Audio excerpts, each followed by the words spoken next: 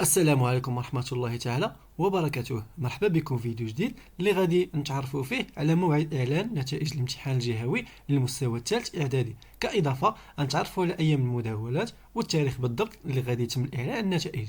وبالمناسبة هذا هو الانستغرام ديالي، اللي عنده شي اشكال مرحبا به بدون مقدمات. كتب لي الاشكال ديالك اون فوا نشوف الميساج ديالك فغادي نجاوبك عليه، اولا كتبوا لي هنا في يوتيوب في تعليق فانا كنجاوب على جميع التعاليق. فقبل يوم ظهور النتائج كتكون المداولات، وذلك بعد تصحيح اوراق الامتحان واللي على وشك الانتهاء منها. المداولات غادي يكونوا يوم 13 و 14 يوليوز، والنتائج غادي يبداو يبانوا ابتداء من يوم 14 يوليوز مع 12 ديال الليل. وبغيت ننبه لواحد النقطه، فبعض التلاميذ كيكونوا خدموا في الامتحان وكيتصدموا كيلقاو النقطه يعني ما كيستحقوهاش، فهنا بامكانك دير طلب اعاده تصحيح وتقدم بها غير من المسار، يعني تقوم بايداع واحد الشكايه اللي يعاودوا يصححوا لك الورقه ديالك. غادي نخلي لكم يعني رابط تقديم هذا الطلب الشكايه في صندوق الوصف او اول تعليق. وهذا ما كان، نتمنى التوفيق للجميع والنجاح والفرحه للجميع، والسلام عليكم ورحمه الله تعالى وبركاته.